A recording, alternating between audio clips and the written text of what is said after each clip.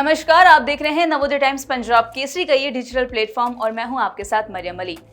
Indore missing couple case, इसमें आए दिन नए नए एंगल सामने आ रहे हैं। एक सनसनीखेज एंगल सामने आया है, वो है तंत्र मंत्र का।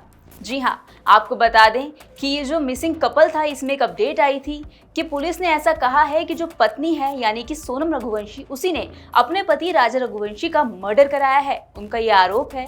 अब ऐसे में बीते दिन यानी कि 16 जून को राजा रघुवंशी की 13वीं का कार्यक्रम था, जिसके बाद मीडिया से बात करते हुए उनके पिता ने ये कहा है कि उन्हें संदेह है कि सोनम तंत्र मंत्र में विश्वास करती थी और उसने ही जो राजा रघुवंशी है यानी कि उनका बेटा, उस पर इसका इस्तेमाल किया है।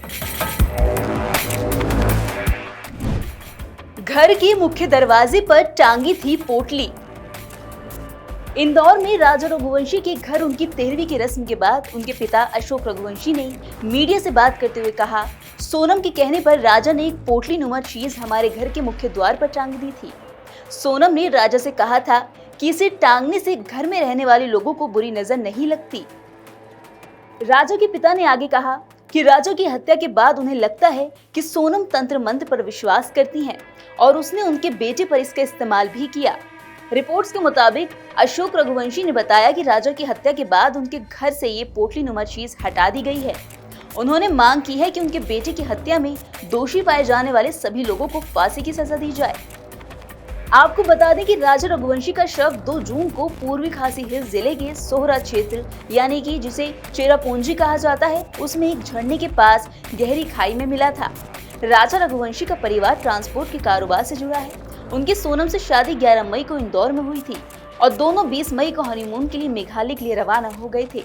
वहीं मेघालय पुलिस का जो विशेष जांच दल है, वो राजा रघुवंशी की हत्या के मामले में विस्तार से तहकीकात कर रहा है। आए दिन इस खबर में नया एंगल सामने आ रहा है। आपको बता दें कि सोनम के अलावा कुछ और लोगों को भी इसमें गिरफ्तार किया गया है, लेकिन अभी तक इसकी पुष्टि नहीं हुई है। स्पष्ट नहीं किया गया है कि आखिर सोनम का ही हाथ इसमें था या फिर क्या वजह थी इस मर्डर की। लेकिन इस खबर से जुड़ी हुई कोई भी जानकारी हमें मिलेगी, जो भी अपडेट होगी हम आपसे साझा करेंगे। आप बने रहिए नवोदय टाइम्स पंजाब केसरी के साथ।